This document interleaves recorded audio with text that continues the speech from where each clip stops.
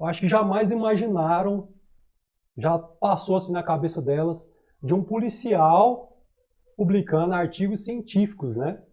Já pensou isso? Então, assim, para mim o senhor hoje já pode sim ser considerado um cientista, devido aí aos níveis de artigos, né, que o senhor publicou, e é uma grande autoridade na área da biologia, né? Quando foi que o senhor começou a realmente aprofundar nessas pesquisas, nessas publicações de artigo? Se eu puder falar para nós assim, como que funciona, quais são os níveis aí, o que que isso traz de valor para o senhor na carreira acadêmica e também na polícia? Cara, a pesquisa, ela, só da pessoa, né, ter esse interesse de desenvolver, ter essa curiosidade, inclusive durante o curso de formação, os policiais que ingressarem agora, eles deverão entregar ao término do CFP um TCC. E para isso, eles precisarão desenvolver uma pesquisa. Então eu já vejo isso como algo bom, uma evolução dentro da instituição, porque você estimula os policiais, de certa forma, a trabalharem nesse lado também, né? Você abre uma série de horizontes. Quanto à minha história, dentro da graduação, que eu fiz Ciências Biológicas bacharelado, todas aquelas disciplinas, toda a condução da graduação, ela é direcionada para a pesquisa, diferente da licenciatura, que é voltado para a docência. Então, desde quando eu entrei, eu já concorri a uma bolsa de iniciação científica, fui contemplado em função das notas, né, do rendimento, da dedicação, e isso aí permitiu que eu entrasse nesse mundo, entendesse como que funciona esse mundo e meio que apaixonasse por ele. Porque a pesquisa científica, ela traz também um retorno teórico, né, um retorno de você poder contribuir com a ciência de uma certa forma, tanto a nível nacional, regional ou até mundial, né? E aí, o trabalho que a gente desenvolvia durante o período da graduação, que eu sempre trabalhei com essa parte de vegetação, estudo de solo, mudança climática, né, que é o que está em alta hoje, a gente desenvolveu esse projeto de pesquisa. Claro, também eu falo, a gente tem que ser humilde e a gente não consegue trabalhar sozinho, né? Às vezes usa a primeira pessoa da conjugação verbal, falar eu, mas isso tem que ser mudado. Na verdade, somos nós. É todo um grupo, né? Então, eu fui inserido dentro de um grupo, esse grupo me acolheu, e é um grupo composto por pesquisadores, sejam eles da Universidade Federal de Goiás, hoje, atual Universidade Federal de Jataí, por outras universidades federais do Brasil todo, por universidades internacionais, que é a Universidade de Leeds. Então, assim, é um grupo de pesquisadores. E aí todo mundo dá a sua contribuição e todo mundo colhe o produto final, um fruto. E o fruto de toda essa pesquisa que a gente desenvolve, se você fizer a pesquisa e não compartilhar essa pesquisa com a sociedade, que é quem financia a pesquisa hoje, né, e sempre financiou, é um trabalho perdido. Então, os artigos científicos são fruto de todo esse trabalho que a gente desenvolve, né? E aí hoje, graças a Deus, a gente está com, eu estou, né, particularmente, junto com todos esses pesquisadores, com um total de 14 artigos publicados. Então, sejam eles, né, em revistas nacionais e internacionais. Aí as revistas, elas têm um padrão de qualidade. Aí os padrões de qualidade, eles são a uma estratificação. Então, a revista mais top é a A1.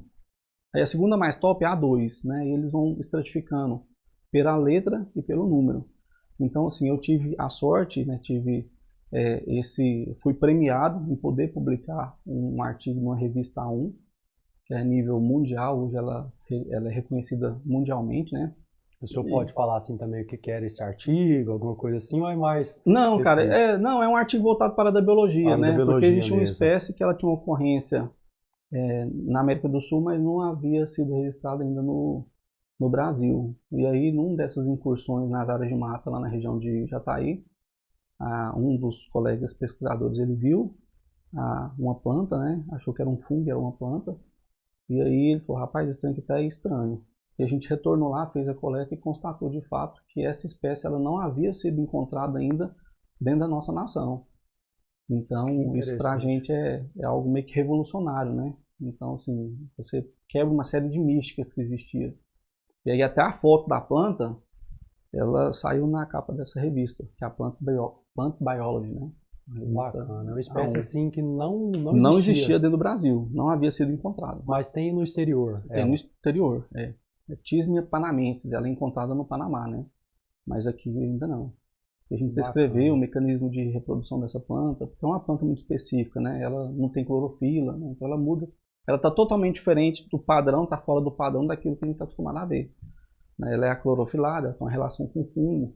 Então ela fornece o abrigo para o fungo e o fungo fornece o alimento para a planta. E aí tem toda uma relação top ali, bem massa na área da biologia, assim. Então, assim, bacana. Esse foi um dos artigos, né? Para mim, eu acho que é o artigo mais top que eu publiquei até hoje, foi no ano 2021, se eu não me engano.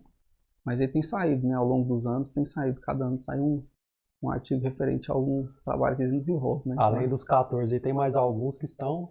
Cara, tá no forno. Tem porque no forno. O senhor manda, aí fica lá no banco analisando, né? Às vezes vai aí, não, tem que ajustar tal coisa e tal, aí tem todo um processo até realmente ser publicado na revista, né? Justamente, a gente submete o artigo ele passa geralmente por 2 avaliadores que analisam o conteúdo, a estrutura do artigo, vê se atende os critérios da revista, né? E esses pessoas são muito rigorosos, né? Tanto a questão de português, os artigos geralmente são em inglês, né? Mas eles têm essa função, o avaliador, e aí se atender os critérios da revista, ou eles aceitam, ou eles rejeitam com algumas alterações, ou aceitam com algumas alterações, e tem alguns critérios que são atendidos. Mas a etapa ela é bem criteriosa, né? Ainda mais uma revista de impacto como essa que eu falei para você. Que bacana. Então, assim, é massa. Aí, a vantagem dessas publicações, é que a gente vai melhorando o currículo, né? Então, isso traz uma pontuação, se for ser avaliado, traz um retorno dentro da própria instituição, que há esse reconhecimento, né?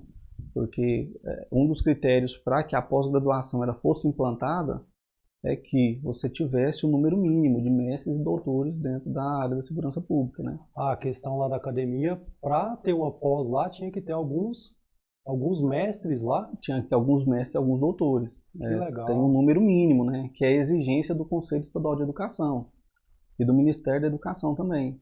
E aí eles acabaram pincelando lá quem era mestre e quem era doutor e ofereceu o convite, né? Então, assim, e aí não é só você também ser mestre e doutor, eles avaliam, né? A produção de cada um deles, o número de orientações, as publicações. Então isso aí contribuiu também, né? Não só eu, mas todos os outros também que possuem especialização, todo esse grupo também dentro da polícia, formado principalmente pelos oficiais e alguns praças, né? E aí fizeram esse bem bolado e conseguiram implantar a pós-graduação no CFP e no CFO. E o senhor estava entre os mestres lá que rapaz, me acharam lá no meio. Que bacana. Eu tinha pedido para publicar em ficha, né? Após, uma vez que ela traz uma pontuação para a gente na promoção e o pessoal também meio que colocou o fogo lá na minha moita na época do CFP. Um dos instrutores pediu, você vai dar uma aula sobre onde que começa a vida para biologia aqui, no direito penal. E o cara aqui tem especialização, vai lá. Os caras acham a gente me achou lá no meio da galera, lá moita, rapaz. E aí acabou que, como assim, de certa forma foi descoberto, falei, cara, eu não tenho pós-graduação lá pro Censo, né? Eu não tinha na época, né? Depois eu fiz uma, que é essa pós-graduação que o pessoal sai depois que forma, né? Em Polícia e Segurança Pública. A minha foi em Gestão Ambiental mesmo. E como na época eu não precisava dessa pontuação, eu falei, vou pedir para publicar o mestrado. Aí nessa pincelada que a academia fez para colocar esse projeto em andamento, eles acabaram me achando lá na área de meio ambiente, né? Falaram, rapaz, esse cara aqui às vezes serve, né? Tem alguma serventia.